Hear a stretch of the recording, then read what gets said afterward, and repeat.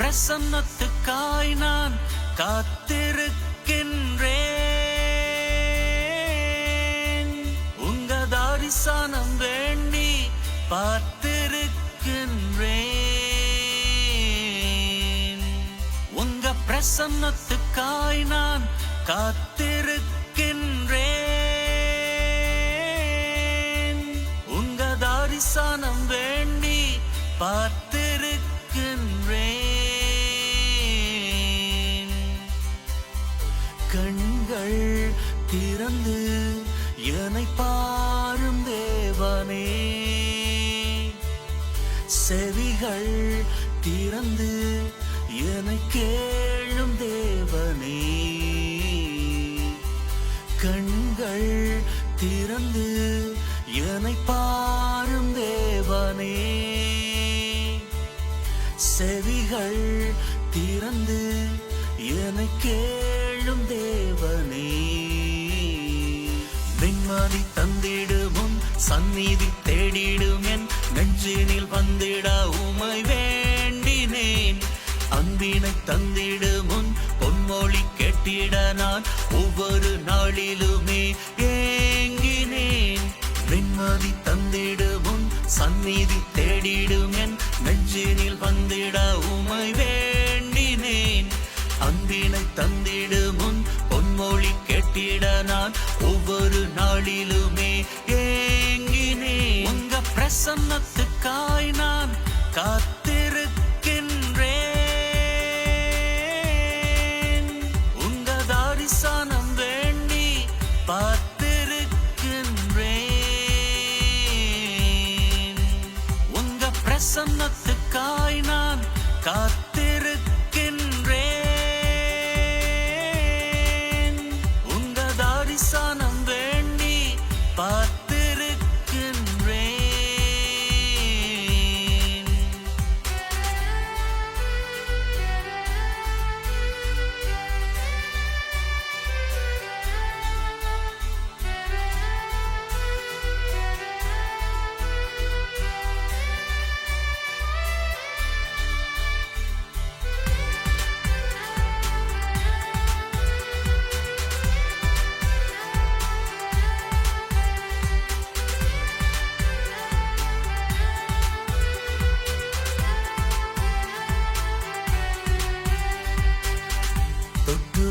தொட்டுவிடக்கூடாத தொழுநோயை அந்நாட்களிலே சுத்தமாக்கிட்ட வல்லமை உமதன்றோ என் வல்லவரே.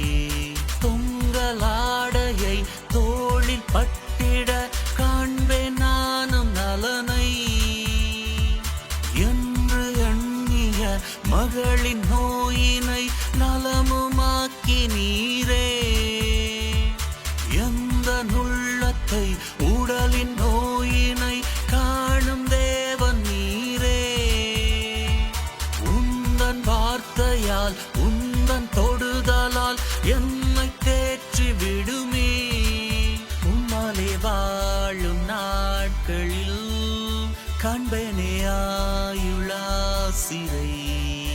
என் வாழ்வின் ஆசிராகவே என்னாலும் வாழுமே. நிம்மதி தந்திடுமுன் சந்நிதி தேடிடும் என் நெஞ்சினில் வந்திட உமை வேண்டினேன். அன்பினை தந்திடுமுன் பொன்மொழி கேட்டிட நான் ஒவ்வொரு நாளிலுமே ஏங்கினேன். நிம்மதி தந்திடுமுன் சந்நிதி தேடிடும் என் நெஞ்சினில் வந்திட உமை வேண்டினேன்.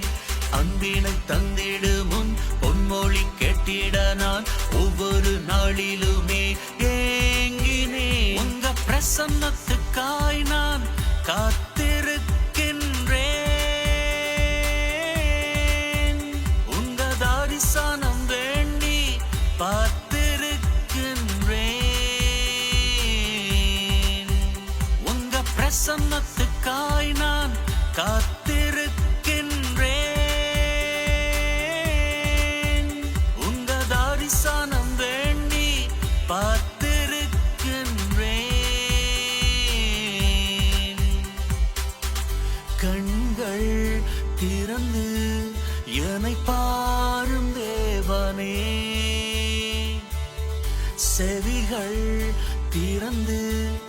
என்னை கேளும் தேவனே,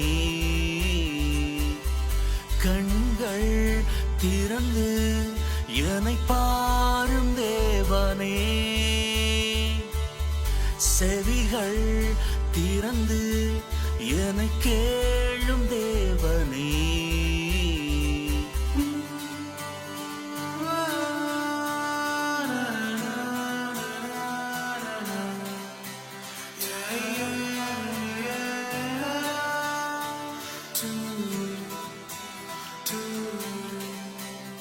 அன்பின் உள்ளங்களே, மீண்டுமாக ஒரு புதிய வழிபாட்டில் உங்கள் அனைவரையும் சந்தித்துக் கொள்வதில் ரொம்பவும் சந்தோஷம் அடைகின்றேன். இது இந்த மாதத்தின் முதலாவது வாரம், முதலாவது வெள்ளிக்கிழமை. இந்த வெள்ளிக்கிழமை தினத்தில் ஆண்டவரது பிரசன்னத்தின் முன்பாக நின்று கொண்டிருப்பது எப்பேற்பட்ட ஒரு அற்புதமான பாக்கியம். அந்த பாக்கியத்தை இன்னைக்கு தெய்வம் நமக்கு கொடுத்திருக்கிறார். ஆன்லைன் மூலமாக இந்த வழிபாட்டில் பங்கு பெற்றக்கூடிய நம் அத்தனை பேருக்கும் இந்த பாக்கியத்தை கொடுத்திருக்கிறார். அவர் பாக்கியங்கள் செய்கின்ற தெய்வம். அவர் நம்முடைய வாழ்க்கை மீது ஆசீர்வாதங்களை அள்ளி அள்ளி இறைக்கின்ற தெய்வம். அவர் தன்னுடைய ஆசீர்வாதங்களை நம் மீது பொழிகின்ற தெய்வம். அவர் நாம் விரும்பி கேட்கின்ற காரியங்களை நமக்கு வாழ்க்கையில் செய்து தருகின்ற தெய்வம். நாம் எதையெல்லாம் அவர்கிட்ட கொடுக்கின்றோமோ அவற்றை எல்லாம் பெற்றுக்கொண்டு பல மடங்காக அவற்றை நமக்கு தரக்கூடிய தெய்வம். வேதத்துல ஒரு வாட்டி ஒரு சின்ன பையன், அவன் கையில வெறும் 5 அப்பங்களும் 2 மீன்களும் தான் இருந்துச்சு. அந்த 5 அப்பங்களை 2 மீன்களையும் அவன் என்ன பண்றான், இயேசு ஆண்டவர் கிட்ட கொடுக்கிறான்.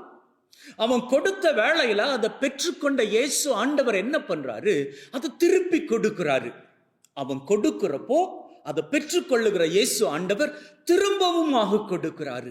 ஆனா அவர் திரும்பவுமாக கொடுக்கிற பொழுது அவர் கொடுத்த எண்ணிக்கை இருக்கிறதே, எண்ணில் அடங்காத எண்ணிக்கை, எண்ணிக்கூட பார்க்க முடியாத அளவுக்கு அந்த எண்ணிக்கை இருந்தது. வேதம் சொல்லுகின்றது, அந்த 5 அப்பங்கள் 2 மீன்களில் இருந்து அங்கு இருக்கக்கூடிய 5000க்கும் அதிகமானவர்கள் உட்கொண்டு உண்டு வயிறார உண்டு அதற்கு அப்புறமாக மிகுதியாக இருந்த துண்டுகளை அவர்கள் 12 கூடைகள் நிறைய நிரப்பி எடுத்து கொண்டார்கள். அப்படின்னு நம்ம வாழ்க்கையில நாம நம்ம கிட்ட இருக்கக்கூடியவற்றை ஆண்டவருக்கு கொடுப்போமாக இருந்தால் அவர் என்ன தெரியுமா பண்ணுவாரு, நம்முடைய வாழ்க்கையில் நாம கொடுத்தவற்றை எல்லாம் பல மடங்காக திருப்பி கொடுப்பாரு.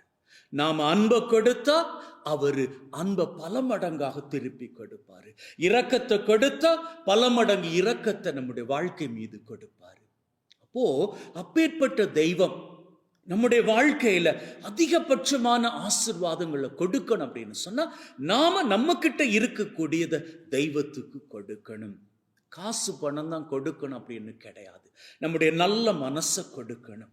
தேவையில இருக்கக்கூடிய சக நண்பனுக்கு அல்லது சக ஊழியனுக்கு அல்லது பக்கத்து வீட்டில் இருக்கக்கூடிய அந்த பக்கத்து வீட்டு மனுஷர்களுக்கு தேவையில் அவங்க இருக்கிறப்போ அவர்களுக்கு நாம செய்யக்கூடிய அந்த உதவி இருக்கிறதே, அந்த நல்ல மனசு இருக்கிறதே, அந்த நல்ல மனசை நாம அவர்களுக்கு கொடுக்கிற பொழுது, உதவி என்கிற பெயர்ல கொடுக்கிற பொழுது ஆண்டவராகிய இயேசு கிறிஸ்து சொல்லுகிறார், வேதத்துல தெளிவாக சொல்லுகிறார், இந்த சின்னம் சிறு சகோதர சகோதரிகளுக்கு நீங்க எவற்றை எல்லாம் பண்ணுவீர்களோ அவற்றையெல்லாம் எனக்கே பண்ணினீர்கள் அப்படின்னு சொல்லி. அப்படின்னா நாம அடுத்தவர்களுக்கு செய்யக்கூடிய நன்மையின் காரியங்கள், அன்பின் காரியங்கள், இரக்கத்தின் காரியங்கள், இப்படியான காரியங்கள் எல்லாம் நாம் அடுத்தவர்களுக்கு செய்கின்ற பொழுது அவற்றை எல்லாம் நாம இயேசுவுக்கே செய்கின்றோம். ஆகவே அடுத்தவர்களுக்கு நாம் நீட்டக்கூடிய கரம், நாம் கொடுக்கக்கூடிய உதவி யாருக்கு கொடுக்கிறோம்? தெய்வத்திற்கு கொடுக்கிறோம். அப்படி நாம கொடுக்கிற பொழுது சங்கீதம் 121 சொல்லுதே, பக்தன் என்ன பண்ணுகின்றான், மலைகளை நோக்கி கண்களை உயர்த்திக்கிட்டு கேட்கிறான், எங்க இருந்து எனக்கு உதவி வரும்? நான் நன்மைகள் செய்து வாழ்ந்தேனே, இரக்கம் உள்ளவனாக இருந்தேனே, அன்பு செய்து வாழ்ந்தேனே, இப்போ என்னுடைய வாழ்க்கையில் ஒரு இக்கட்டான சூழ்நிலை, நான் எல்லாம் கொடுத்து கொடுத்து கொடுத்து வாழ்ந்தேனே, நன்மைகளை கொடுத்தேனே, கொடுங்கள் உங்களுக்கு கொடுக்கப்படும் அப்படின்னு சொல்லி லூக்கா 6வது அதிகாரம் சொல்லுகிறதே, எங்கே எனக்கான ஆசீர் இன்னமும் கொடுக்கப்படவில்லை அப்படின்னு சொல்லி மலைகளை நோக்கி கண்களை ஏறெடுக்கிற பொழுது அங்கிருந்து, எங்கிருந்து? விண்ணுலகிலிருந்து அங்கே வாழுகின்ற தெய்வத்திடமிருந்து, அங்கே வாழக்கூடிய நம்முடைய நற்கருணை ஆண்டவரிடமிருந்து நமக்கான உதவி இறங்கி வரும். அந்த உதவி இறங்கி வருகிற பொழுது அதனுடைய அளவு இருக்கிறதே, அது சாதாரணமான அளவாக இருக்காது. நாம செய்தோமே உதவி, நாம காட்டினோமே அன்பு, அந்த அளவு போல இருக்காது. அதிலும் பார்க்க வேதம் சொல்லுகிறது, நீங்க கொடுக்கிற பொழுது ஆண்டவராகிய தெய்வம் உங்க வாழ்க்கை மீது திருப்பி கொடுப்பார். திருப்பி கொடுக்கிற பொழுது அமுக்கி குலுக்கி சரிந்து விழும்படியாக. எப்படி? அவர் வானத்து பலகணிகளை திறந்து உங்க மேல நீங்க உதவிக்காக வேண்டி நிற்கிற பொழுது அவர் அங்க இருந்து உங்களுக்கு ஆசிர அப்படி கொடுக்கிற பொழுது, இந்த ஆசீர் உங்க வாழ்க்கையில வந்து சேருகிற பொழுது அவற்றை பெற்றுக்கொள்வதற்கு கூட உங்களுக்கு இடம் பத்தாம போகும் அளவுக்கு, நீங்க போதும் போதும் போதும் அப்படின்னு சொல்லுகிற அளவுக்கு உங்க வாழ்க்கை மீது ஆசீர் வந்து இறங்கும். ஹல்லேலூயா, ஹல்லேலூயா, ஹல்லேலூயா. ஆகவே அன்பின் உள்ளங்களே, நம்ம கிட்ட இருப்பவற்றை நாம தெய்வத்திடம் கொடுக்கிற பொழுது அதை பெற்றுக்கொள்ளுகிற தெய்வம் என்ன பண்ணுவாரு? அதை பல மடங்காக திருப்பி கொடுப்பாரு. அதுவே நம்ம கிட்ட இருக்கக்கூடிய ஒண்ணு, ஆனா தெய்வத்திடம் இல்லாத ஒண்ணு. அப்போ நம்ம கிட்ட இருக்கக்கூடிய அந்த ஒண்ணு நாம தெய்வத்திடம் கொடுத்துட்டோம் அப்படின்னு சொன்னா, அது தெய்வத்திடம் இல்லை அப்படின்னா அவர் என்ன பண்ணுவாரு? என்ன பண்ணுவாரு தெரியுமா? நம்ம கிட்ட இருக்குது, ஆனா தெய்வத்திடம் கிடையாது. இப்போ தெய்வம் என்ன பண்ணுவாரு? நாம கொடுக்கிறோம், அதனால அவரும் பதிலுக்கு நமக்கு கொடுத்தாக வேணும். ஆனா கொடுப்பதற்கு நாம கொடுக்கின்ற காரியம் அவர்கிட்ட கிடையாது. அப்போ என்ன தெரியுமா செய்வாரு? அதற்கு ஈக்குவலாக, அதற்கு சரிக்கு சமமாக என்ன காரியத்தை கொடுக்க முடியுமோ அவற்றை பல மடங்காக்கி கொடுப்பாரு. எப்படின்னு பாருங்களேன். நம்ம கிட்ட இருக்கக்கூடியது பாவ காரியங்கள். இந்த பாவ காரியங்கள் ஒண்ணுமே தெய்வத்திடம் கிடையாது. இப்போ தெய்வம் என்ன தெரியுமா பண்ணுவாரு? நாம நம்முடைய பாவ காரியங்களை தெய்வத்திடம் கொடுக்கிற பொழுது தெய்வம் என்ன பண்ணுவார்னா, முதல்ல அந்த பாவ காரியங்கள் எல்லாவற்றையும் அழிச்சு போட்டுருவாரு. அதன் மூலமாக நமக்கு வரக்கூடிய தண்டனை இருக்குதே, அவற்றை எல்லாம் அவர் இல்லாது பண்ணி விடுவார். அதற்கு கைமாறாக என்ன பண்ணுவாரு? நமக்கு எப்படியெல்லாம் நன்மை செய்ய முடியும் அப்படின்னு பார்ப்பாரு.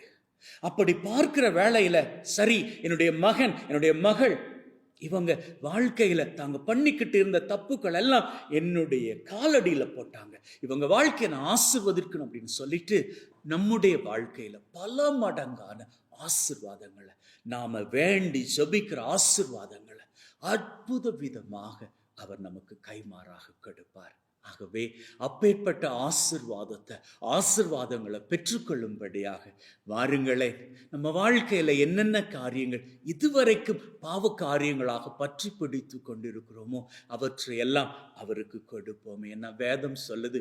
கொடுங்கள், அப்பொழுது உங்களுக்கு கொடுக்கப்படும். அமுக்கி குலுக்கி சரிந்து விழும்படியாக உங்களது வாழ்க்கை நிரம்பும் அளவுக்கு ஆண்டவராகிய தெய்வம் ஆசீர்வாதத்தை உங்க வாழ்க்கை மீது பொழிவார். அப்பேற்பட்ட ஆசீர்வாதத்தை நம்முடைய வாழ்க்கை பெற்றுக்கொள்ளும்படியாக லூக்கா 6வது அதிகாரம் சொல்லுவதன்படி நாம கொடுப்போமே. நம்முடைய பாவ காரியங்களை கொடுப்போமே, இப்போதே கொடுப்போமே. என்னென்ன பாவ காரியங்கள் அப்படின்னு சொல்லி உங்களுக்கு நிறைவாக தெரியும்.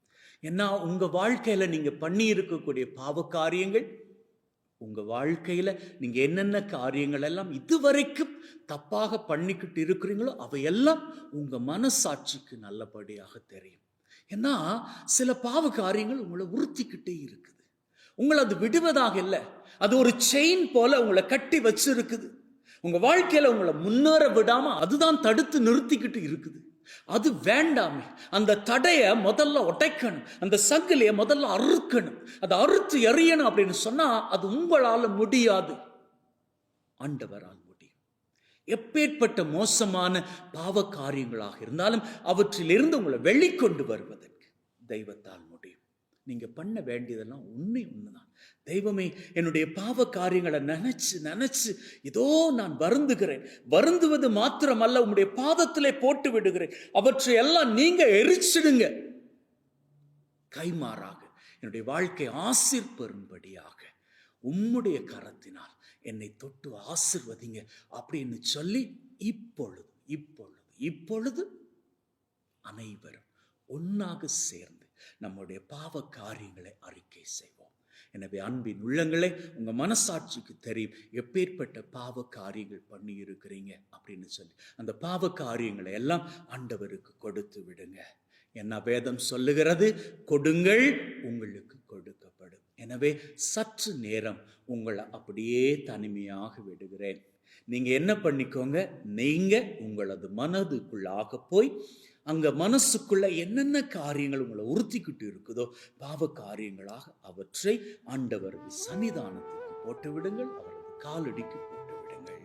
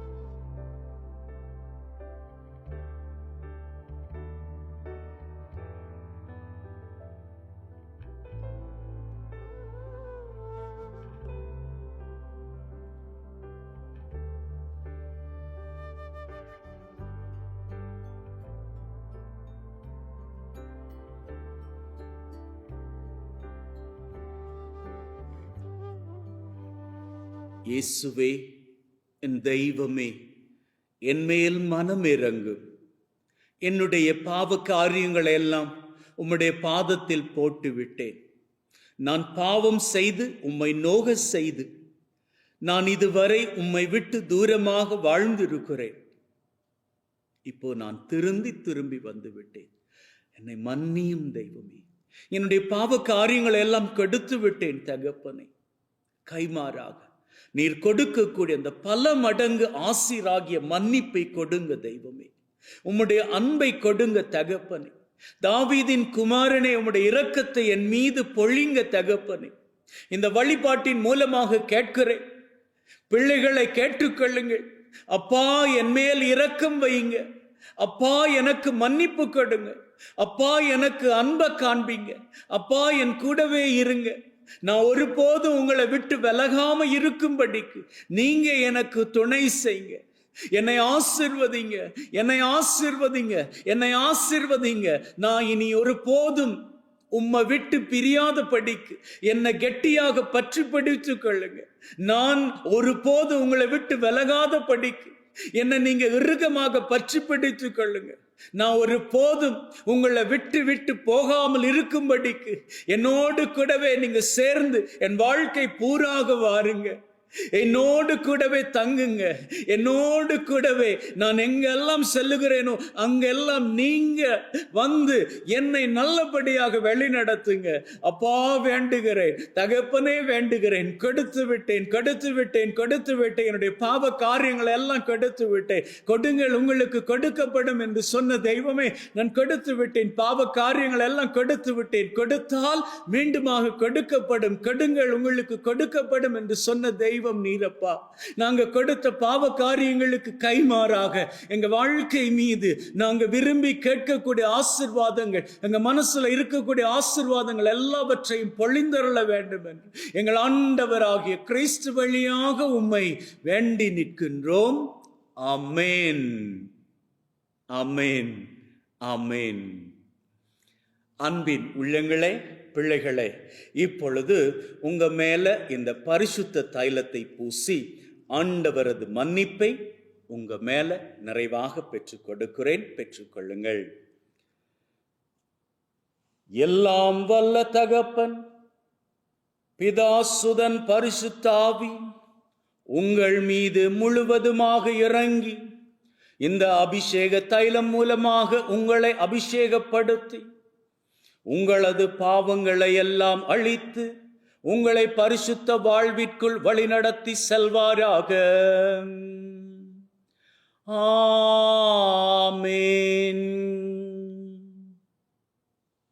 அன்பின் உள்ள உள்ளங்களே, ஒரு பாவ மன்னிப்பு வழிபாட்டிற்குள்ளே கலந்து கொண்ட நாங்கள் இப்பொழுது ஆண்டவராகிய இயேசு கிறிஸ்து நமக்கு சொல்லக்கூடிய அற்புதமான செய்தியை கேட்க போகிறோம். அந்த செய்தியானது நம்முடைய வாழ்க்கைக்கு ஒரு பலமாக அமைய போகிறது.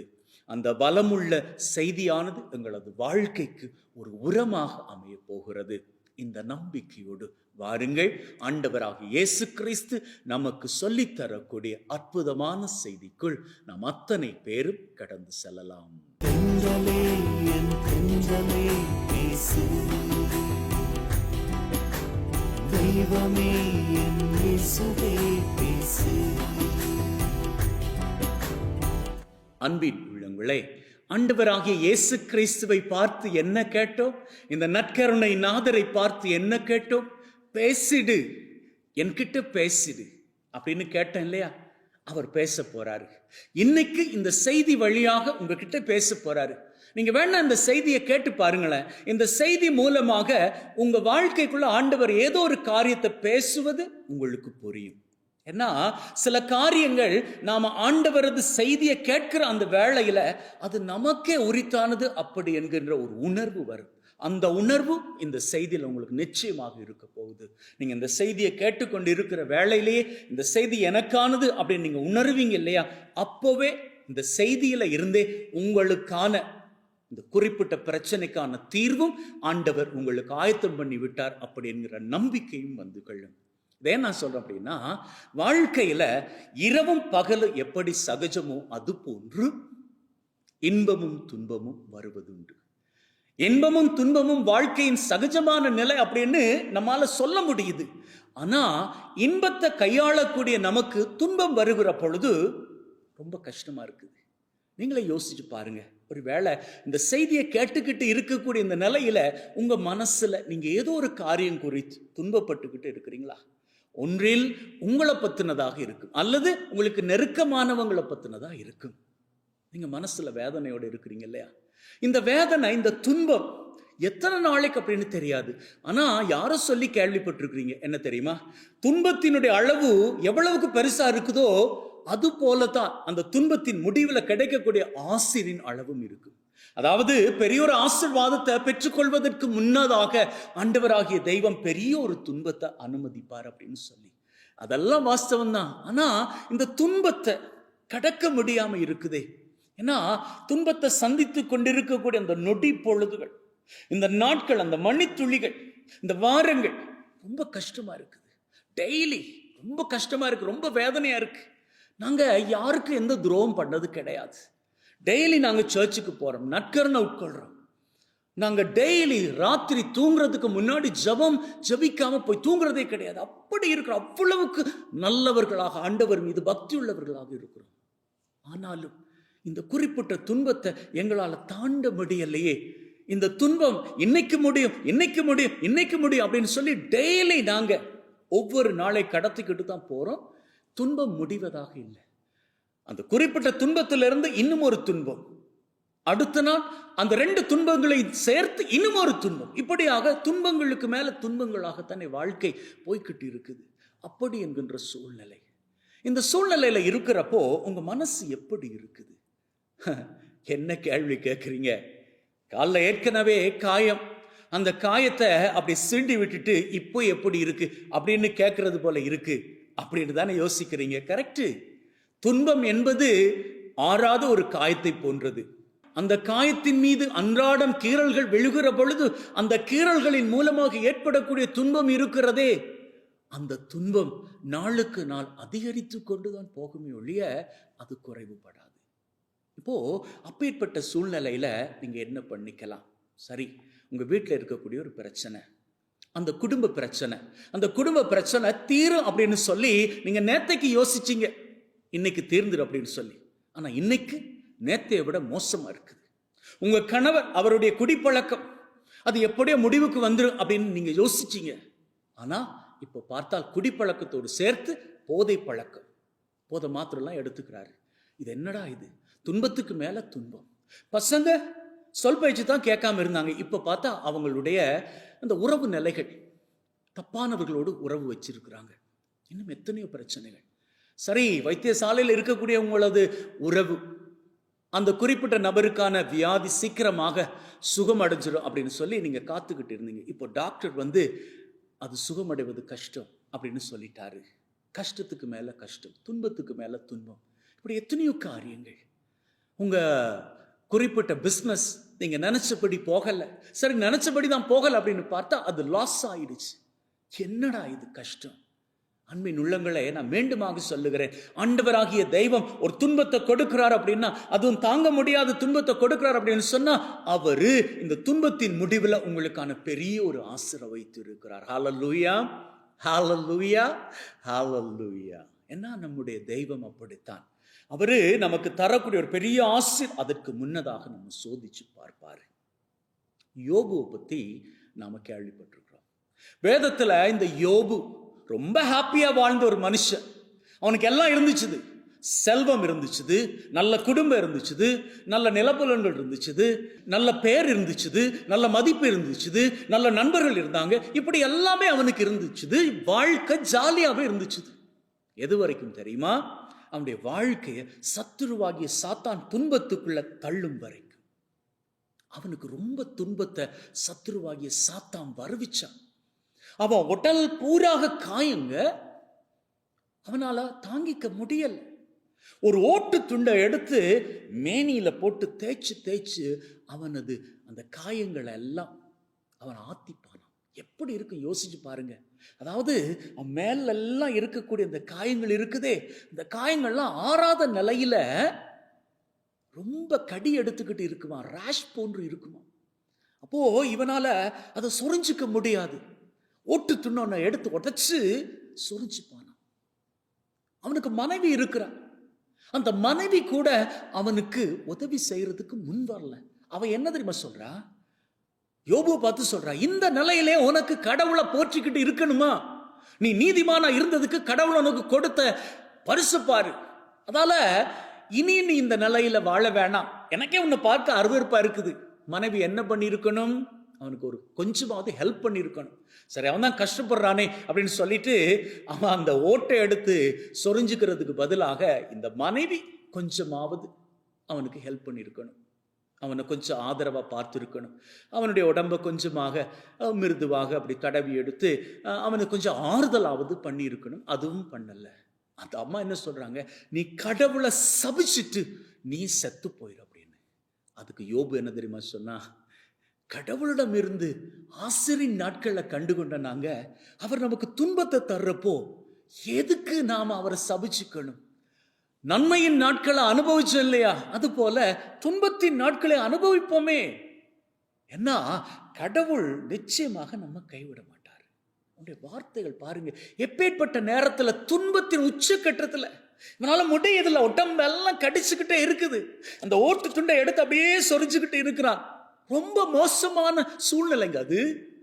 அந்த சூழ்நிலையில் அவன் கடவுளை மறுதலிக்காம கடவுளை போற்றி புகழ்ந்து கொண்டிருந்தான்.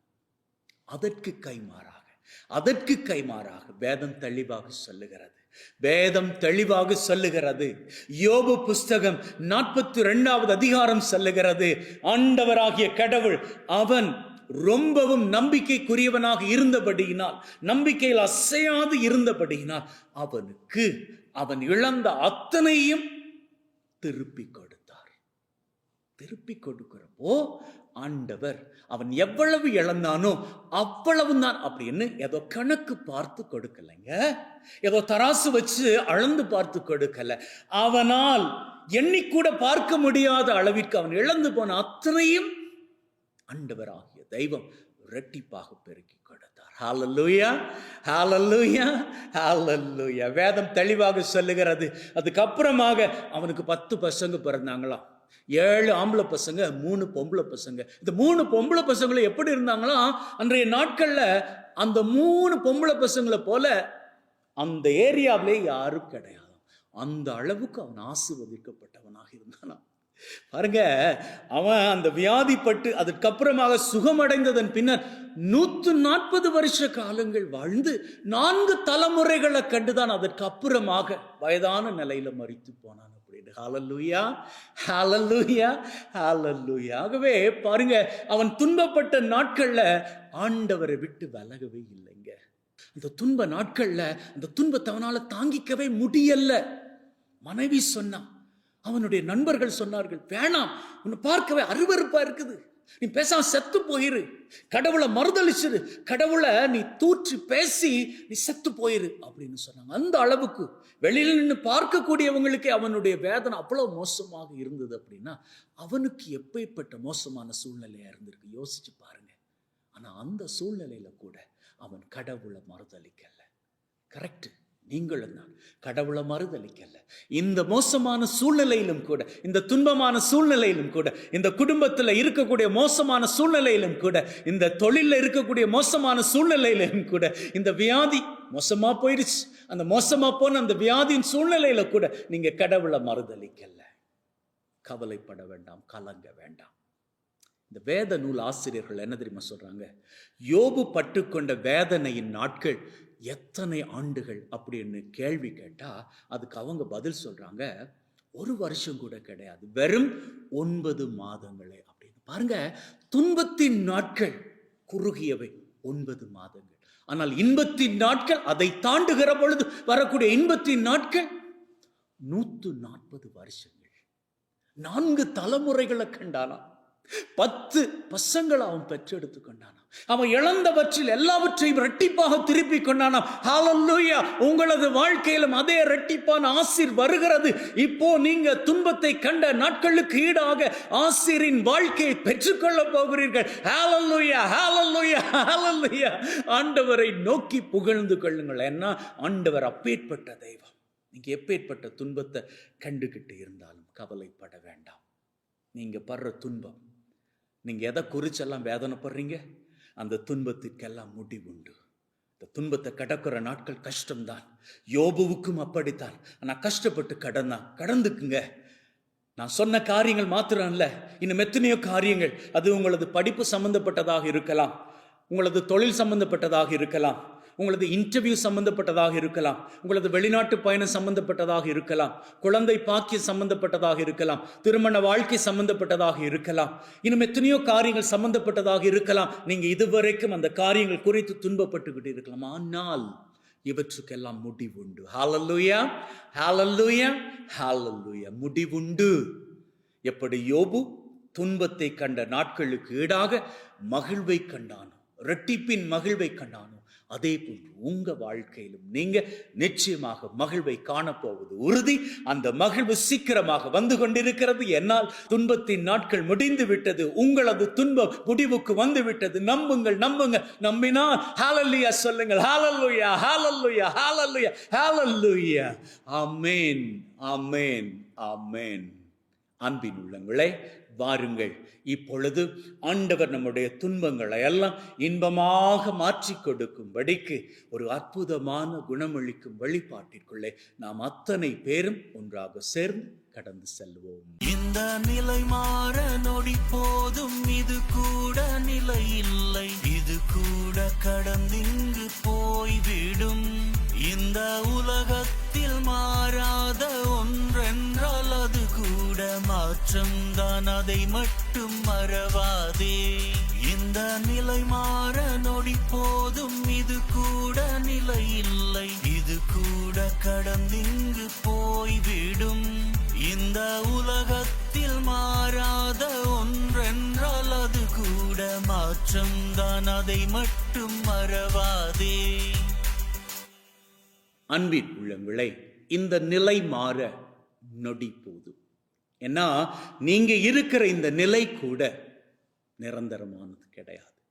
இந்த துன்பமான நிலை உங்களுக்கு நிரந்தரமானது கிடையாது. அது முடிவுக்கு வருகிறது, முடிவுக்கு வந்தே விட்டது. என் ஆண்டவராகிய தெய்வம் உங்களை பார்த்து சொல்றாரு, உன்னுடைய துன்பத்தின் நிலை முடிவுக்கு வந்து விட்டது. உன்னுடைய துன்பத்தை நான் இன்பமாக மாற்றுகிறேன், உன்னுடைய துக்கத்தை எல்லாம் நான் சந்தோஷமாக மாற்றுகிறேன். ஹalleluya, ஹalleluya, ஹalleluya! ஆண்டவரே சொல்லிவிட்டார். அவரே உங்களுக்கு அற்புத ஆசிரை கொடுக்கக்கூடிய தெய்வம். அப்பேற்பட்ட தெய்வத்தை ஏறெடுத்து பாருங்கள். வெள்ளை நுர அப்பத்திற்குள் வீற்றிருக்கின்ற தெய்வத்தை ஏறெடுத்து பாருங்கள்.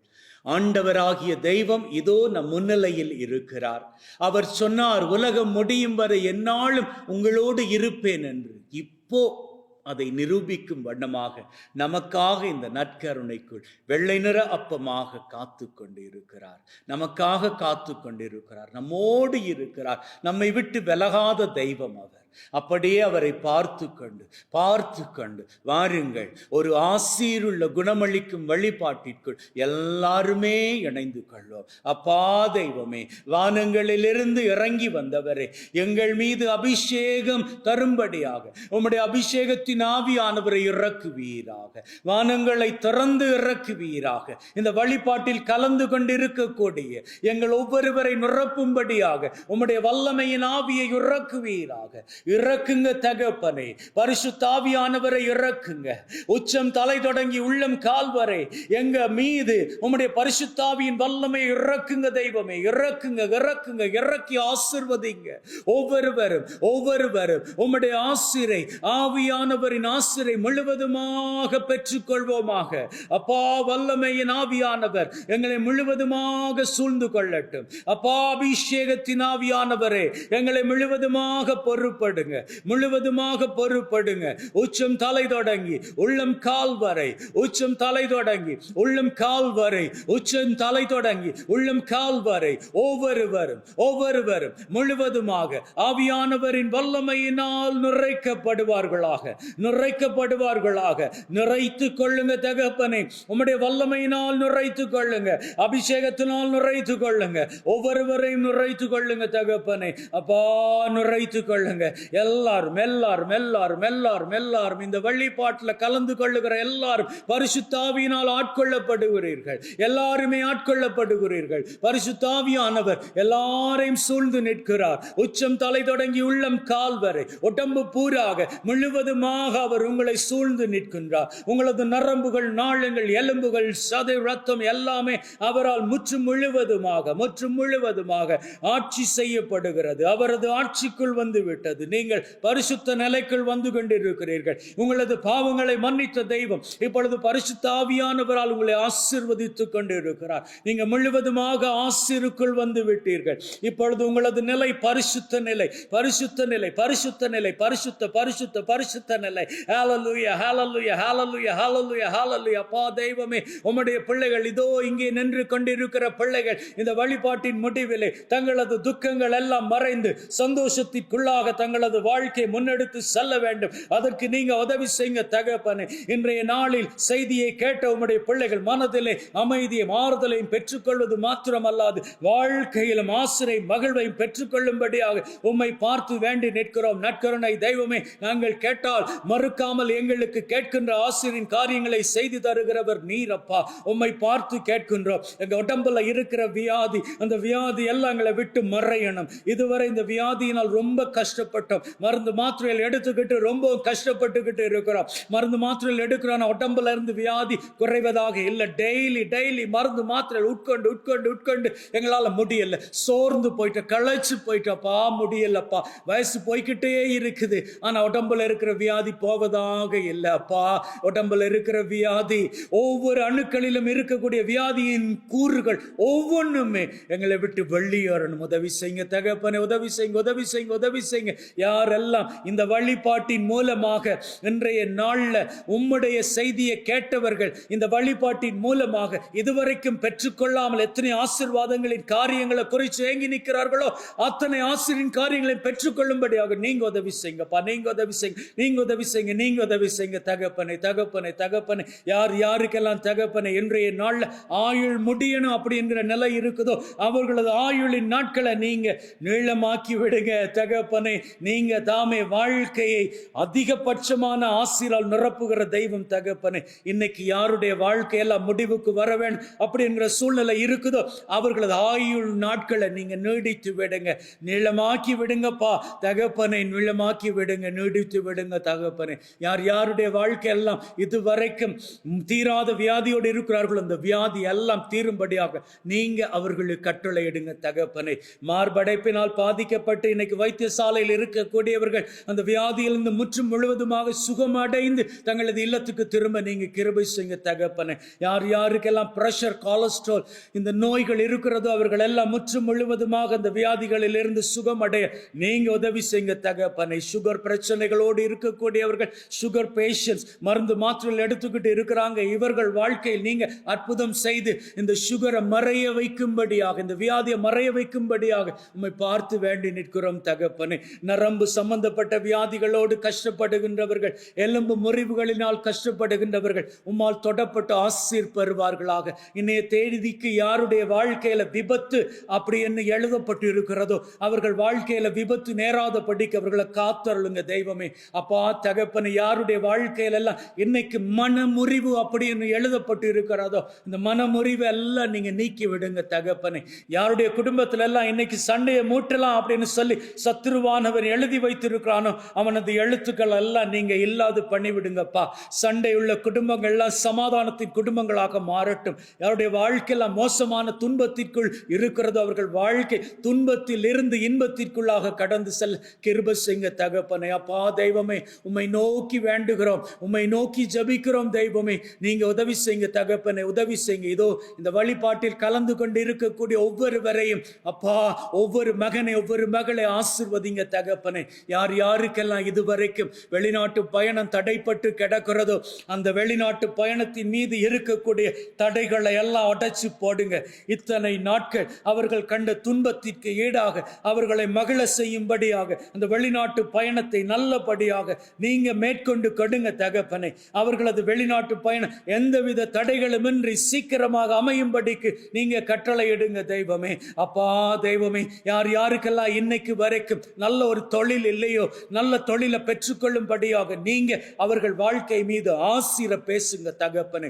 யார் யாருக்கெல்லாம் இதுவரைக்கும் குழந்தை பாக்கியம் இல்லையோ, திருமணமாகி குழந்தை பாக்கியத்துக்காக ஏங்கிக்கிட்டு இருக்கிறார்களோ இந்த வழிபாடு அவர்களுக்கு குழந்தை பாக்கியத்தை கட்டளையிடுகின்ற வழிபாடாக அமையட்டும் தகப்பனை. கருவறைகள் ஆசீர்வதிக்கப்படட்டும். குழந்தை பாக்கியத்தை பெற்றுக்கொள்ள முடியாதபடிக்கு பலவீனமாக இருக்கக்கூடிய கருவறைகள் எல்லாம் தாங்கப்படட்டும், உம்முடைய வல்லமையினால் தாங்கப்படட்டும். அப்பா சீக்கிரமாக அந்த கருவிலே, இந்த கருவறையிலே குழந்தை பாக்கியத்தை பெற்றுக்கொள்ளுகின்ற வல்லமை இவர்களுக்கு வந்து சேர இப்பொழுதே கட்டளையிடுவீராக. சீக்கிரமாக சீக்கிரமாக இந்த குடும்பத்தில் குழந்தை சத்தம் கேட்கும்படியாக, மழலை சத்தம் கேட்கும்படியாக நீர் அவர்களுக்கு ஆசிரை கொடும் தகப்பனே. அப்பா தெய்வமே, இன்னைக்கு பிளவுபட்டு போன குடும்பங்கள் மீண்டுமாக சேர வேணும் அப்படின்னு ஆசையோடு இருக்கிறாங்க, வாஞ்சோடு இருக்கிறாங்க. ஆனால் இவர்களை சூழ்ந்து நிற்கக்கூடிய உறவு வட்டாரங்கள் என்ன நினைப்பார்களோ என்கின்ற ஈகோ இவர்களுக்குள், இவர்கள் மீண்டும் சேர்ந்து வாழ்வதற்கு தடையாக இருக்கிறது. அப்பா தகப்பனே, இந்த தடைகள் எல்லாம் உடைச்சு போட்டு இவர்கள் மீண்டுமாக குடும்பமாக சேர்ந்து வாழுவதற்கு நீங்க கிருபை செய்யுங்க தகப்பனே. அப்பா தகப்பனே, வைத்தியசாலையிலும் சிறைச்சாலையிலும் இதுவரைக்கும் வெளியே வர முடியாமல் கஷ்டப்பட்டு கொண்டு இருக்கக்கூடிய அத்தனை பேரையும் நீரே நற்சுகம் கொடுத்து வெளியே கொண்டு வருவீராக. அப்பா தகப்பனை, யாரெல்லாம் கடன் தொல்லையோடு கஷ்டப்பட்டுக்கிட்டு இருக்கிறாங்களோ, யாரெல்லாம் பணத்தை அடுத்தவர்களுக்கு இரக்கத்தின் மூலமாக கொடுத்து ஏமாற்றம் அடைந்து இன்னைக்கு ரொம்பவும் கஷ்டப்பட்டுக்கிட்டு கொடுத்த பணமும் திரும்பி வரவில்லை, தங்களது வாழ்வாதாரம் ரொம்ப மோசமாக இருக்குது, எங்களுக்கு உதவி செய்ய யாருமே இல்லையே, கொடுத்த பணமாவது திருப்பி கிடைத்தால் வாழ்க்கை சந்தோஷமாக இருக்குமே அப்படிங்கிற சூழ்நிலையில இப்போ இந்த வழிபாட்டை வேதனையோடு பார்த்துக்கிட்டு இருக்கிறார்களோ அவர்கள் வாழ்க்கையில் நீர் ஒரு அற்புதத்தை செய்யுங்க தகப்பனே. அவர்களது தொல்லைகள் எல்லாம் நீங்கும்படியாக, பண கஷ்டங்கள் எல்லாம் நீங்கும்படியாக நீங்க அவர்கள் வாழ்க்கை மீது ஆசிர பேசுங்க தகப்பனே. கடன் தொல்லையோடு இருக்கிறவர்கள் தங்களது வாழ்க்கையில் கடன் தொல்லை எல்லாம் நீங்கி ஆசிரோடும் அற்புதத்தோடும் வாழ்ந்து கொள்வதற்கு அவர்களுக்கான பண வரவை நீங்க அற்புதமான விதத்தில் ஏற்பாடு செய்து கொடுங்க தகப்பனே. யார் யாரெல்லாம் இந்த இடத்துல என்னென்ன வேண்டுதல்கள் எல்லாம் ஏறெடுக்கிறார்களோ அத்தனை வேண்டுதல்களின் காரியங்களும் இவர்கள் வாழ்க்கையில் முற்றும் முழுவதுமாக கைகூடி வந்து இவர்கள் துன்பம் துக்கம் எல்லாம் மறைந்து போய் துன்பத்தை கண்ட நாட்களுக்கு ஈடாக மகிழ்ந்திருக்கும்படியாக இவர்கள் வாழ்க்கை மகிழும்படி நீர் இவர்கள் வாழ்க்கை மீது சந்தோஷத்தை பேசுவீராக. அப்பா, துன்பம் பல நாட்கள் கிடையாது, சொற்ப நாட்கள் தான். அந்த சொற்ப நாட்களும் துன்பத்தை தாங்குவது ரொம்பவும் கடினம். அந்த கடினமான சூழ்நிலைக்குள் இருக்கின்ற ஒவ்வொரு மகனும் மகளும், இந்த மகனும் மகளும் சீக்கிரமாக இந்த துன்பத்தில் துக்கத்தில் இருந்து வெளியே வந்து மகிழ்வை காண்பதற்கு இந்த வழிபாடு ஒரு உதவியின் வழிபாடாக இருக்க அதிகரிக்க வேண்டும் என்று எங்கள் ஆண்டவராகிய கிறிஸ்து வழியாக உம்மை வேண்டி நிற்கின்றோம். ஆமென். அன்பின் உள்ளங்களே, இப்பொழுது நீங்கள் முன்னாடி வைத்திருக்கக்கூடிய அனைத்து பொருட்கள் மீதும் ஆண்டவரது ஆசீரின் வல்லமையை முழுவதுமாக பெற்றுக் கொடுக்க போகிறேன். அப்பா தகப்பனை, பிள்ளைகள் இங்கே வைத்திருக்கக்கூடிய உப்பு, தண்ணீர், எண்ணெய், திருப்பண்ட பொருட்கள், மருந்து, மாத்திரைகள், குழந்தைகளுக்கு தரக்கூடிய உணவுப் பொருட்கள் மற்றும் வீட்டின் சாவி கொத்துக்கள், வீட்டு பத்திரங்கள், காணி பத்திரங்கள், வாகனத்தினுடைய சாவிகள், தொழில் செய்கின்ற இடத்தில் இருக்கக்கூடிய சாவி கொத்துகள், இன்னும் ஏனைய பொருட்கள், மாத்து மோதிரங்கள், தாலிக்குழிகள் எல்லாவற்றையும் ஆசீர்வதிப்பீராக. அப்பா தெய்வமே, இந்த பொருட்கள் மீது உம்முடைய ஆவியின் வல்லமை முழுவதுமாக இறங்கி இவற்றை தொட்டு ஆசீர்வதித்து பிள்ளைகளது வாழ்க்கையில் இந்த பொருட்கள் அனைத்தும் ஆசீராக இருக்கும்படிக்கு நீர்தாமே கிருபை செய்ய வேண்டும். எங்கள் ஆண்டவராகிய கிறிஸ்து வழியாக உம்மை மன்றாடுகின்றோம். ஆமென். அன்பின் உள்ளங்களே, நிச்சயமாக இந்த வழிபாடு உங்களது வாழ்க்கையில் ஒரு ஆசிரை, ஆண்டவரது ஆசிரை நிறைவாக பெற்றுக் கொடுத்திருக்கிறது என்று நம்புகின்றோம். உங்களது வாழ்க்கை பூராகவும் ஆண்டவரோடு இணைந்திருங்கள். வாழ்க்கை எப்பொழுதுமே ஆசிராக இருக்கும். May God bless you. Take care.